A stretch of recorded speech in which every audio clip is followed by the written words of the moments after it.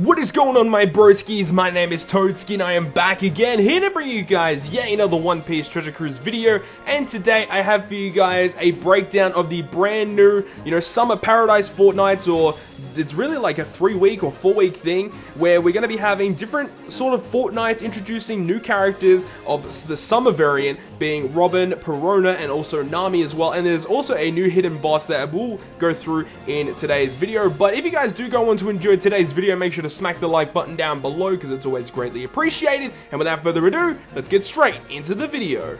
So first off is a brand new character being Robin. So Robin right here is a 5-star unit that evolves from a 4-star unit and is a Psi Fighter Cerebral character and a max level at level 99. She has nearly 2,000 health, 842 attack, and 361 recovery with a cost of 20 and 2 socket spots. Now her captain effect will boost the attack and recovery of fighter characters by 1.5 times, and her special, which starts at 22 turns and maxes at 15 turns, will recover 2,561 HP exactly. It has to be that number. And also reduces damage received by 50% for 2 turns. So overall, she's actually not that great of a unit, and you really will not use her that often. But what a lot of people are going to be doing is using this Robin to be able to socket out their other Robin. So 3-day, 2-year Robin and also the version 1 Robin are very, very good characters to try and max out the sockets for. So I would highly recommend for you guys to do that, because this unit, you don't really use it too much, and there's no real point in trying to level her up because she's really not used that often in One Piece Treasure Cruise. Now the next unit here is actually the hidden boss for every single summer fortnight that will be coming out over the next couple of weeks. So here we have Luffy, Monkey D. Luffy, the Swim Ring, and he is a 4-star unit, and he is a quick fighter character with no secondary class, and he does not evolve at all. He's just a pure 4-star unit, and this guy here at level 99 at his max level, he has a health of 2,232, attack power of 933, and a recovery of 242, so pretty average stats in my opinion. He has a cost of 15 and 2 socket spots as well. Now his captain effect will boost the attack by 2.5 times for everyone after scoring 3 perfects in a row. So not that really good of a captain effect considering, your other options. Obviously Gear 3 is just so much better than this Luffy.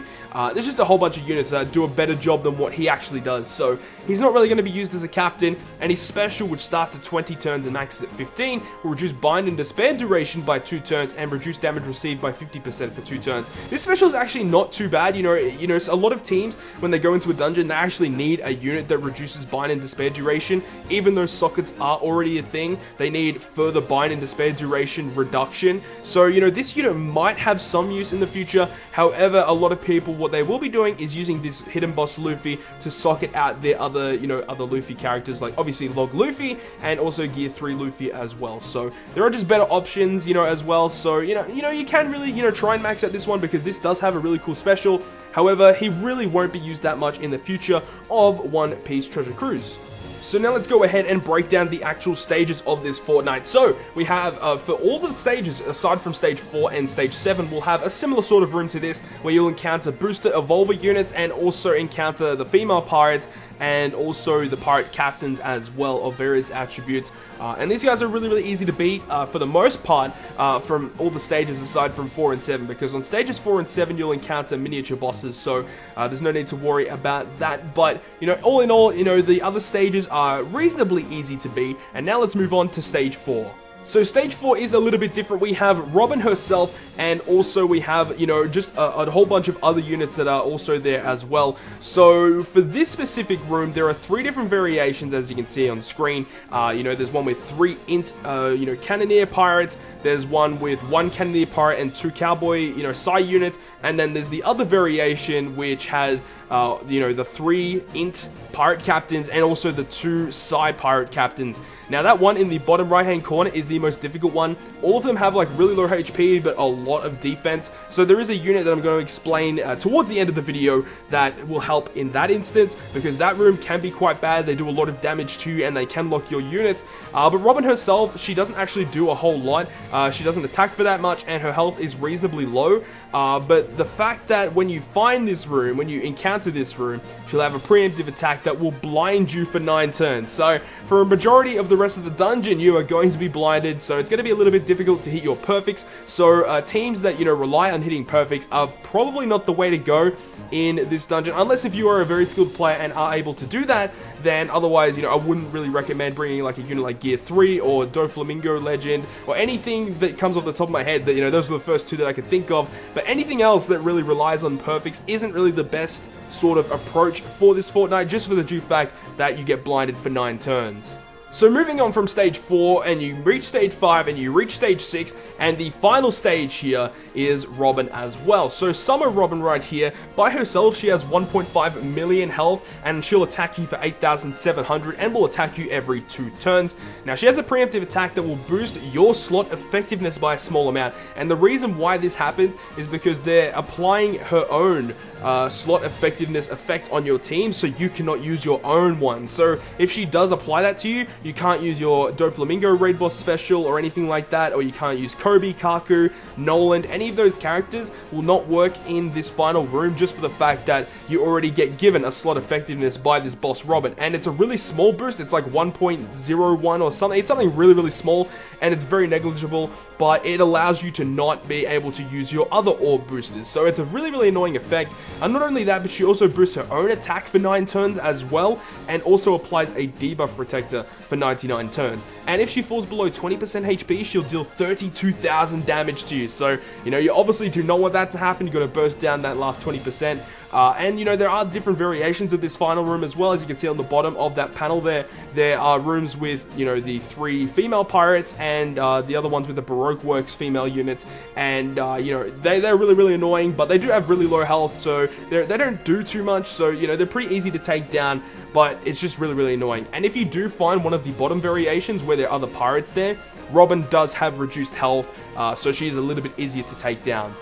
Now, the hidden boss in this dungeon is Luffy himself, and we explained what he does at the start of the video. But this guy, he has approximately 300,000 health and an attack power of 5,202, and he'll attack you every 3 turns. And he has a preemptive attack that will shuffle all your orbs into recovery, and also buff his own defense for 3 turns. Other than that, he doesn't actually do anything. He's pretty easy to take down, even though he does have a defense boost. It's really easy to take him down. And he can appear anywhere between stages 1 to 7, aside from 7 itself and stage 4, because, stage 4 is where you encounter Robin. But any other stage, you can encounter this hidden boss Luffy. And as I mentioned before, he's mainly going to be used to socket out your other Luffy copies, or you can, try and max out this guy's skill as well, because he does have a pretty decent special. Now, the cool thing about this dungeon itself is it does not actually drop any skill books. However, it will drop cotton candy and cola. So this is pretty cool. I know a lot of people love to get a hold of cotton candy, and this is definitely the dungeon to do it. So while you're farming sockets for your characters, you also have a chance to drop HP, attack, and recovery, and also the multi-type cotton candy as well. And you also get a chance to get some cola too, because cola is going to be good for upgrading future ships that you might get a hold of in the game, so that is going to be awesome. But yeah, definitely a big thing about these dungeons is that you can drop cotton candy, and I know a lot of people are really, really going to love that about this dungeon. And to be honest, they should include more dungeons like that will drop cotton candy. It just allows you, to level up your characters' permanent stats a lot easier, rather than waiting for the restaurant Le Crap to come back, or having to farm it in story modes. So this is actually a really cool idea that they've added into these miniature dungeons. So now let's move on to a team that you guys can use in order to beat this special dungeon. So here we have a free-to-play slasher team. Now, with that friend captain, it really can be switched out just for the regular Mihawk as well. It just depends on what you really want. However, Int Mihawk is slightly better just for the due fact that he is an Int unit against the boss, who is a Psi unit. And the other units that you can bring, it really just depends on what you have in your character box. But I would highly recommend you bringing Int slashers, so like Crocodile.